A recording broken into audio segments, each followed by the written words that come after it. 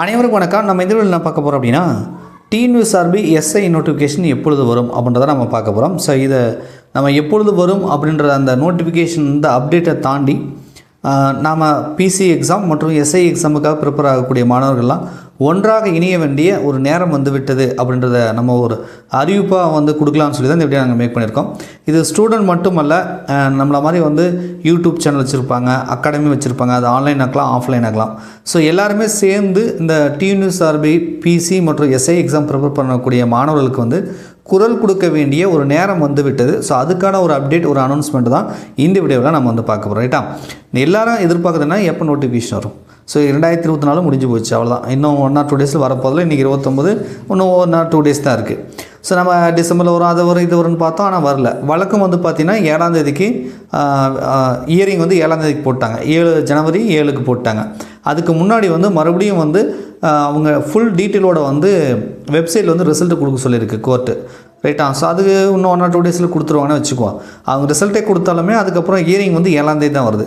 So 7ஆம் தேதியோட இந்த வழக்கு முடிஞ்சிருமா, இல்லை இன்னும் வந்து அடுத்த வயதாக்கு போகுமா அப்படின்றதெல்லாம் நீதிமன்ற விசாரணை எப்பொழுது முடியும், எப்போது ஜட்ஜ்மெண்ட் வரும், இதெல்லாம் வந்து உறுதியாக நம்மளால் வந்து கணிக்க முடியாது. அதெல்லாம் வந்து எப்படி வேணாலும் போகலாம், அது எக்ஸ்டெண்ட் ஆகலாம், இல்லை முடியலாம், எப்படி வேணாலும் போகலாம்.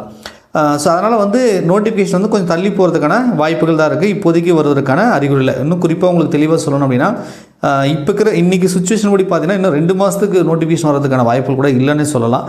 ஏன்னா பிப்ரவரி இறுதியில் மார்ச்சுக்கு வரதுக்கான வாய்ப்பில் இருக்குன்னு ஏற்கனவே செலெக்ஷன் ஆனவங்களும் இன்னும் வந்து ட்ரைனிங்கே போகாமல் இருக்காங்க. ரைட்டா, சரி, இது ஒரு பக்கம் இருக்குது. இப்போ நோட்டிஃபிகேஷன் டிசம்பரில் இல்லைன்றது முடிவாகி போச்சு. அப்போ ஏஜ் பார் ஆகக்கூடிய ஸ்டூடெண்ட் இந்த 2024 வந்திருந்தால் நான் எழுதியிருப்பேன், இதுதான் எனக்கு லாஸ்ட் அட்டம்ப்ட் அப்படின்னு சொல்லக்கூடிய, அது பிசியாக இருக்கலாம், எஸ்ஐ இருக்கலாம். ஸோ இவங்களும் என்ன பண்ண போகிறாங்க அப்படின்றதும் ஒரு பெரிய கேள்விக்குறியாக இருக்குது. இப்போ கண்டிப்பாக வந்து ஏஜ் ரிலாக்ஸேஷன் கேட்க வேண்டிய ஒரு நிர்பந்தத்துக்கு நம்ம தள்ளப்பட்டுட்டோம். ரைட்டா, ஏஜ் ரிலாக்ஸேஷன் கொடுப்பாங்களா கொடுக்க மாட்டாங்களா, எப்படி கட் ஆஃப் டேட் போடுவாங்க நமக்கு தெரியாது. பட் நாம் வந்து கொடுக்க சொல்லி எல்லாரும் வந்து நம்ம வந்து கேட்க வேண்டிய ஒரு சூழ்நிலையில் இருக்கிறோம். கண்டிப்பாக சோசியல் மீடியாவில் எல்லாரும் நம்ம பேசும்பொழுது அது மீடியாவோட கவனத்துக்கு செல்வதற்கான வாய்ப்பில் இருக்குது. மீடியாக்காரங்களும் இதை பற்றி பேசினாங்க அப்படின்னா, ஸோ கண்டிப்பாக வந்து அரசியல் தலைவர்கள் அறிக்கை கொடுப்பாங்க. அப்படி இப்படின்னு அரசாங்கத்துக்கு அதனோட பார்வைக்கு செல்லும்போது நமக்கு வந்து ஏஜ் ரிலாக்ஸேஷன் வந்து கொடுப்பதற்கான வாய்ப்பில் இருக்குது. இப்போ நம்ம நோட்டிஃபிகேஷன் கொடுங்க, விரைவில் நோட்டிஃபிகேஷன் கொடுங்கனாலும் எப்படி இருந்தாலும் 2025 தான் நோட்டிஃபிகேஷன். அது ஜனவரியில் கொடுத்தாங்கன்னா, பிப்ரவரியில் கொடுத்தாங்கன்னா, மார்ச், எப்படி கொடுத்தாலும் முடிஞ்சு போச்சு. ஆனால் ஏஜ் லிமிட், அந்த ஏஜ் கட் ஆஃப் டேட் வந்து எதில் ஃபிக்ஸ் பண்ண போகிறாங்க அப்படின்றது தான் இப்போ பெரிய கேள்விக்குறியாக இருக்குது.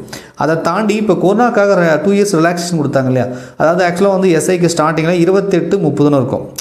அதாவது ஓசிக்கு 28, பிசி எம்பிசி இந்த வரவங்கெல்லாம் 30 இருந்தது. அதுக்கப்புறம் கொரோனாக்காக 2 இயர்ஸ் ரிலாக்ஸேஷன் கொடுத்தாங்க. அப்புறம் ஓசிக்கு 30, பிசி எம்பிசிக்கெலாம் 32 போட்டாங்க. 2 இயர்ஸ் வந்து ரிலாக்ஸேஷன் கொடுத்தாங்க.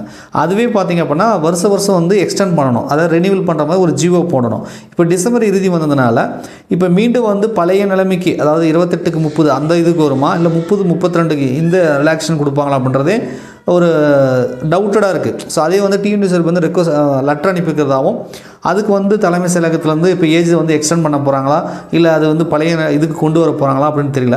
மேக்ஸிமம் வந்து எக்ஸ்டெண்ட் பண்ணி தான் கொடுப்பாங்க. இந்த வருஷம் நோட்டிஃபிகேஷன் வரல. அதை தாண்டி வந்து ஏஜ் ரிலாக்ஸேஷன் முடியுது இல்லையா, ஸோ அவங்களுக்கு என்ன பண்ணுவாங்க அப்படின்றது பெரிய கேள்விக்குறியாக இருக்குது.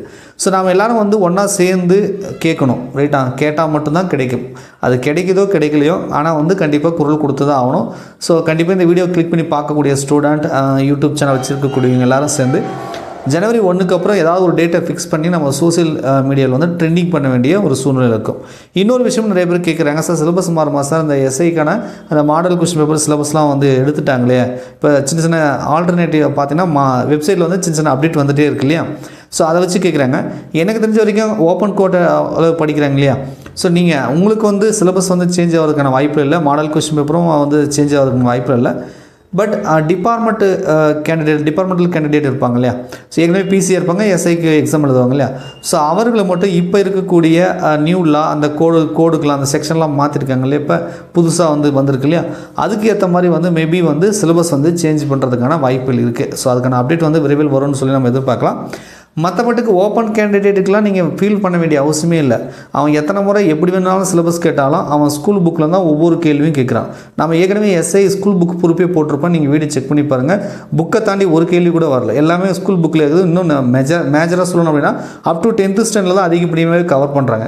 எப்படி இருந்தாலும் ஸ்கூல் புக்கு தான் நமக்கு சோர்ஸ். ஸ்கூல் புக்கை தரவாக படித்தா அவங்க எப்படி தான் சிலபஸ் மாற்றினாலும் நம்மளால் வந்து அட்டன் பண்ண முடியும், ரைட்டா? ஸோ அதனால் ஸ்கூல் புக்கை தாண்டி பெரிய சிலபஸாக அவங்க வந்து ஃப்ரேம் பண்ணிட போகிறதில்ல. நீங்கள் பயப்படாமல் வந்து ஸ்கூல் புக்கு கிளாஸ் வைஸ் அப்படியே படித்து கவர் பண்ணாலே உங்களுக்கு போதுமானதாக இருக்கும், ரைட்டா? ஸோ அதை பற்றி நீங்கள் ஒரி பண்ணிக்க வேண்டாம். ஸோ இந்த வீடியோவோட மெயின் நோக்கமே வந்து எப்போ நோட்டிஃபிகேஷன் வருது என்ன ஏது அப்படின்றதெல்லாம் பேசுகிறதுக்காக இல்லை. பட் ஆனால் எஸ்ஐ எக்ஸாம் பிசி எக்ஸாம் படிக்கக்கூடிய மாணவர்கள் ஒன்றாக இணைய வேண்டிய நேரம். அது மட்டும் அந்த ஸ்டூடெண்ட் மட்டும் இல்லை, கோச்சிங் சென்டரை ரன் பண்ணக்கூடிய அந்த பிசி எஸ்ஐ எக்ஸாமுக்காக வீடியோ கொடுக்கக்கூடிய, ஆன்லைன் எக்ஸாம் ஆஃப்லைன் எக்ஸாம் கொடுக்கக்கூடிய, ஸோ எல்லாருமே சேர்ந்து ஸோ இவர்களுக்கு வந்து ஒரு ஏஜ் ரிலாக்ஸேஷன் வந்து பெற்றுக் கொடுக்க வேண்டிய ஒரு சூழ்நிலை நமக்கு வந்திருக்கு. ஸோ கண்டிப்பாக மாணவர்களுக்கு நம்ம வந்து ஒன்றாக இணைந்து வந்து அவங்களுக்கு சப்போர்ட் பண்ணி ஸோ நோட்டிஃபிகேஷன் விரைவில் கொடுப்பதற்கும் சரி, ஏஜ் ரிலாக்ஸேஷன் கொடுப்பதற்கும் சரி ஒன்றாக நம்ம குரல் கொடுக்கணும். ஸோ கமெண்ட் பண்ணுங்கள், எப்போ நம்ம பண்ணலாம், எப்படி என்ன பண்ணலாம். ஸோ அதே மாதிரி இந்த வீடியோ கிளிக் பண்ணி பார்க்குற ஸ்டூடெண்ட்லாம் மற்ற அகாடமிக்கும் வந்து இந்த நியூஸஸ் வந்து ஸ்ப்ரெட் பண்ணுங்கள். எல்லோரும் சேர்ந்து என்ன டேட்டில் சொல்கிறீங்களோ, என்ன இதில் சொல்கிறீங்களோ, ஆஃப்டர் நியூ இயருக்கு அப்புறம் 1ஆம் தேதிக்கு அப்புறம் ஸோ இதை பற்றி நம்ம வந்து சோசியல் மீடியாவில் வந்து ட்ரெண்ட் பண்ணி பார்க்கலாம். ஓகேங்களா? நன்றி, வணக்கம்.